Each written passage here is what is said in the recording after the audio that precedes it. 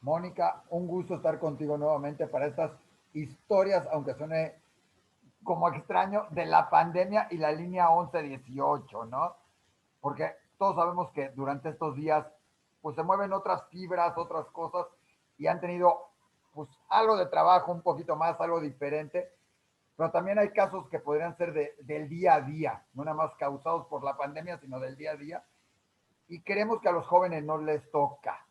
Y hoy tenemos justamente que platicar de algún joven. Platícanos un poquito una historia de estas que parecen trágicas, pero ya veremos cómo termina, ¿no?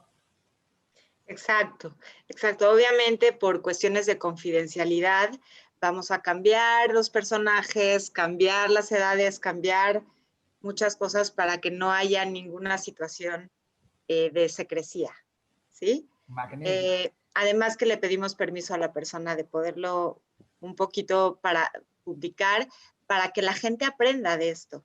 Me parece Porque como tú excelente. dices, son experiencias que los jóvenes pueden tener y que de repente se pueden encontrar una experiencia así y no saber cómo manejarlo.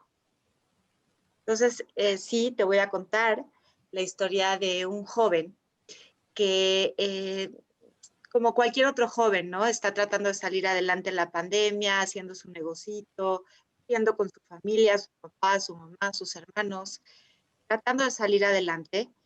Y bueno, desgraciadamente cayó en la parte de las drogas, en la parte de la adicción a la marihuana. Él no sabía que era adicto a la marihuana, empezó simplemente con un amigo que le dijo, mira, pruébala, no pasa nada, para que estés tranquilo. Ahorita con tanta ansiedad que hay, pues te puedes fumar un cigarrito y no pasa nada.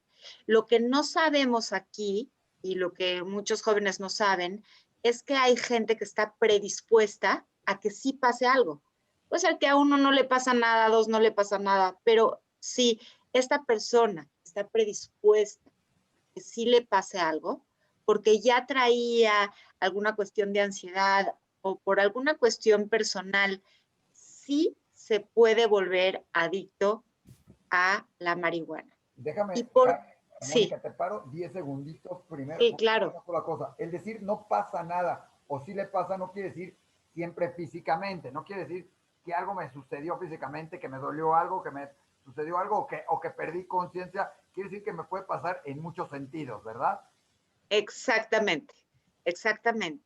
Y obviamente que todas estas cosas se pueden prevenir si las personas tuvieran información.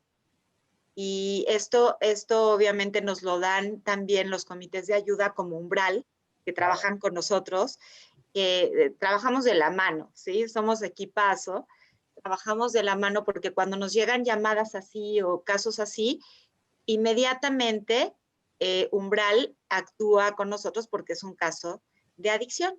Pero como te cuento, este chavo ni siquiera sabía que estaba cayendo en una adicción. Como Y por, la mayor sí, parte no creen que les pueda. Ay, es uno a la semana, uno al día, uno al ratito, uno cada hora, no pasa nada.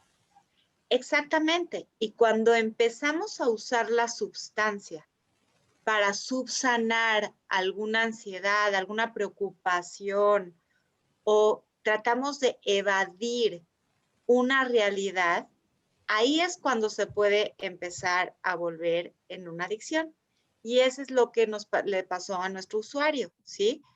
Que empezó a tener mucha presión de la cuestión económica, tiene que sacar a su familia adelante porque su familia es de bajos recursos y bueno, su negocio se estaba viniendo para abajo y él de alguna manera, una persona muy responsable, o sea, sí contribuía a la cuestión de su casa, de su familia, ¿sí? Aunque tiene un papá y también trabaja, él sí contribuía a la cuestión de su casa, pero por esa responsabilidad que él tenía, empezó a sentir muchísima presión y se empezó a escapar cada vez más en esta cuestión de fumar marihuana. Entonces, ¿qué empezó a pasar? El circulito vicioso de la adicción, ¿sí? No nada más empezó a tomar decisiones equivocadas, porque cuando una persona está bajo la sustancia o del alcohol o de la marihuana o de lo que sea, no es el mismo, no es su propio ser. No puede pensar al 100%, no puede tomar decisiones al 100%. Entonces las cosas empezaron a estar peor. Y no nada más eso, se empezó a sentir raro con la sociedad, raro con sus amigos y se empezó a aislar. ¿Y qué empezó a pasar? A ver, dime tú, ¿qué le dio? Seguramente empezó a tener más ansiedad, a creer que el mundo estaba mal, a pensar en otras cosas. O sea, tenía sus ratitos de lucidez, pero en general tenía depresiones muy fuertes. Me he de imaginar, y cuando tienes depresiones, te vienen otras problemáticas, aparte de las de salud, y crees que estás haciendo cosas mal en cierto sentido, aunque no se refiera únicamente a, o que te está yendo peor. ¿Estoy en lo correcto? Exacto, exactamente. Pensamientos negativos. Eres psicólogo, ¿verdad? No, pero Ya tengo te voy a decir, colega. entendiéndolos en las pláticas. Exactamente. Empezó a pensar en cosas muy negativas y empezó a pensar que la gente lo veía mal y empezó a caer en una depresión muy fuerte. Y ahí es cuando nos habló, cuando ya estaba en una cuestión de depresión muy, muy fuerte. ¿Cómo se dio cuenta de que había que hablar? Porque muchos dirán, ¿y cómo? ¿Pero a quién se dio? ¿Qué onda? O sea, yo sé que hay que tener el teléfono siempre a la mano, pero ¿cómo le entró recomendación de alguien? ¿En su familia se habían dado cuenta de algo? ¿Qué reaccionó la familia o cómo reaccionó él para tener la motivación de llamar en un momento dado? Porque cuando estás deprimido, estás en eso, ni siquiera se te ocurre. Entonces, ¿cómo tener eso en la cabeza, Mónica? Está excelente tu pregunta, porque la verdad, en este caso, lo más importante, ¿sabes quién fueron? Los amigos. Gracias a Dios, esta persona tiene muy buenos amigos. Entonces, los amigos empezaron a dar cuenta de su comportamiento, de que le estaba entrando cada vez más a la cuestión de la marihuana y se empezaron a dar cuenta que algo andaba muy mal en él. Uno de sus amigos conoce la línea, la había visto difundida en algún lugar, en alguna parte de la comunidad, y le dijo, Seguramente el mira, diario judío. seguramente, seguramente. Y le dijo, mira, habla, no pierdes nada porque no tienes que dar tu nombre, no tienes que dar tus datos, simplemente habla para que te orienten, para ver por dónde andas. Ya ves, cuando una persona de verdad está perdida y está como en medio de un camino y tiene muchos caminitos y no tiene idea por dónde seguir, pues así le pasó a él. Entonces habló a la línea, sí tuvo el valor, como dices tú, ese primer paso de hablar a la línea es a veces difícil, ¿sabes? Como que, ¿qué le voy a decir a una persona que ni la conozco, que ni sé, no tengo idea de quién me va a contestar del otro lado del teléfono? Pero bueno, este amigo le dijo, mira, todas las personas que están ahí son profesionales, son súper discretas, mega discretas, y lo único que van a hacer es escucharte. Qué rico se siente tener una persona que te escuche sin juzgarte. Habla a la línea. Entonces, habló a la línea y empezó a platicar con las psicólogas que contestan 2, 3, 4 veces. Y sí, al principio él no quería, pero para nada ir con un psicólogo ni con nada de eso, nada de eso. Pero mucho más que eso, nos dimos cuenta que ya estaba en una situación tan grave y tan fuera de control que sí era importante que tuviera una evaluación. De ahí lo mandamos con una psicóloga, lo aceptó, gracias a Dios, una psicóloga especialista, y esta psicóloga especialista evaluó que sí necesitaba internarse. ¡Wow! Una bomba. ¿Por qué? ¿Qué es internarme? O sea, ¿me van a meter a un manicomio o qué? ¿Qué Claro. pasa? Oye, eso es lo que muchos han de tener duda cuando te dicen internarte, piensan que te van a recluir. O sea, vemos muchas películas de todo eso y nos imaginamos a alguien encerrado en un cuarto, conectado así como que a suero, en vivo, así, sentado en el piso, solo con una cama de metal. O sea, eso es lo que todo el mundo se imagina y todo el tiempo así como sedado con otras cosas para que esto. Y lógicamente siempre la enfermera, ya sabes, grandota, porque es la enfermera que te trata mal y el enfermero así. Eso es lo que todo el mundo se imagina, lo cual seguramente no es así, ¿verdad? No es cierto.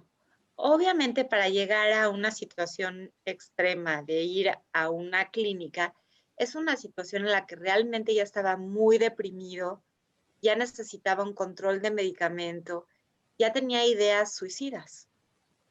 Entonces, en ese caso extremo, es importante ir a una clínica y, como dices, muy lejos de ser un hospital donde está la enfermera y el suero, una clínica que te ayuda a ver las cosas diferente, una clínica en donde llegas y pones todo tu peso de tu vida, porque esas personas en ese momento tienen un peso enorme de su vida, una culpabilidad, una situación muy difícil, como dices, una depresión que ya avanzó muchísimo.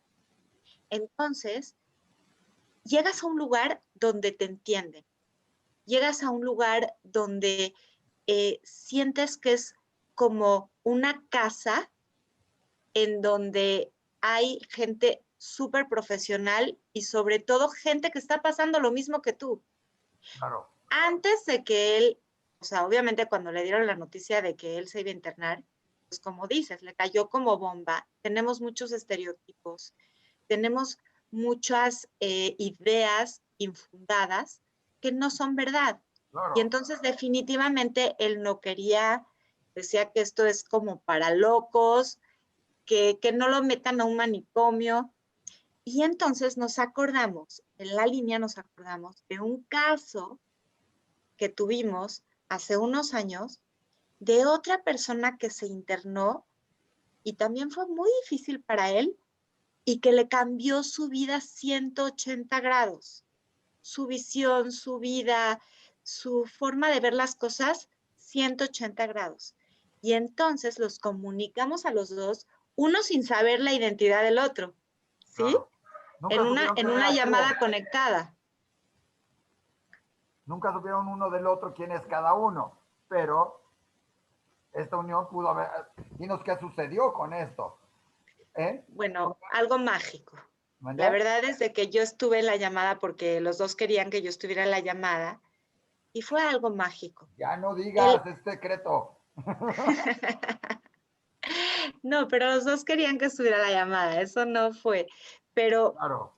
increíble que, increíble sentir cuando una persona sintió lo mismo que tú y ya está del otro lado, ¿sí? Ya pasó esa prueba y la pasó bien. Claro. Entonces, uno de los miedos más grandes que tenía nuestro usuario en ese momento era, ¿qué van a pensar de mí? ¿Qué van a pensar de mí mis amigos, la gente de mi alrededor? Me van a tachar para toda la vida. ¿Y sabes qué le contestó el otro chavo? Le dijo, al revés, cuando agarras las riendas de tu vida, cuando agarras la responsabilidad, la gente te admira, te admira. Tienes la capacidad de tomar la responsabilidad de tu vida y de decir, estuve equivocado y quiero cambiar. ¡Wow! Y le dijo, no te preocupes. ¿Sabes? Después de que salí de la clínica, le dijo, ¿cuánta gente se me acercó a pedirme ayuda ahora a mí? Claro. Ahora yo soy el que le ayuda a los demás. ¿No Claro, y es algo además fue un periodo, increíble? como me dices, en estos meses fue un periodo corto, salió y seguramente va muy adelante y convirtiéndose otra vez en una historia de éxito de la línea 1118, ¿no? De esos casos que Exacto. además no suceden en la comunidad supuestamente, ¿verdad? Exactamente. Yo creo que sí tenemos una comunidad mucho más madura y mucho más responsable en el sentido de que ya hay muchas instituciones que ayudan, como 1118, ¿no? Que está en contacto con todas las demás organizaciones de ayuda, con Mayana Jaim, Umbral, Menorá, Colbecoag, Cadurim. Todas estas organizaciones ya tienen un reflejo de una conciencia de una comunidad, de que estas cosas sí suceden. Pero lo más bonito de esta llamada, Isaac, fue que fueron dos personas más o menos del mismo estatus social, más o menos de la misma edad, y que pasaron por algo parecido, y uno estaba de este lado y el otro estaba del otro lado. Y le dijo, no te equivoques, no te equivoques. Cuando vas a una clínica y te dejas llevar por la gente profesional, te hacen ver que hay caminos chuecos que empiezas a tomar en la vida. No es nada más la adicción, es el piensa chueco, el Claro. empezar a mentir, el empezar a no vivir auténticamente lo que tú eres, sino querer vivir en estándares mucho más arriba económicos y tus expectativas son muy altas. Y cómo la persona tiene que empezar a vivir más con los dos pies en la tierra, Claro. sabiendo lo que es y no compararse con otros, todo eso, porque no es nada más la adicción, es todas las actitudes de Sí, piensa chueco que me gustó el empezamos a término. tener que nos llevan a una adicción, que nos llevan a evadir, a escaparnos de la realidad. Oye, dentro de ese piensa chueco y como tú dices, creo que uno de los mayores problemas es buscar algunas cosas para evadirnos de la realidad, que es lo que en este caso usaba la marihuana, todo. Creo que hay que aprender a valorar lo que uno tiene en muchos sentidos, a salir adelante y encontrar, y siempre con la ayuda de la gente. Creo que aquí aprendemos varias cosas muy importantes en esta historia. Uno es que no te puedes evadir de la realidad utilizando otras cosas. Dos, tienes que saber salir adelante y saber que puedes pedir ayuda, como fue este chavo que pidió ayuda y salió adelante con eso. Tercero, que los amigos son muy importantes y que no están para solapar, porque más de uno le hubiera dicho, ay, no pasa nada, oye, ya está, no te preocupes, se te quita, de ya no hagas todo, o no pasa, o se separan o alguna cosa, y en este caso lo ayudaron, ¿no? Y la última, que dentro de la comunidad, afortunadamente tenemos una institución como la línea 1118, donde la gente puede llamar y nuevamente, no nada más pedir ayuda, porque no se trata de pedir ayuda, se trata de comentar, de platicar, de tener con quién, ¿sí?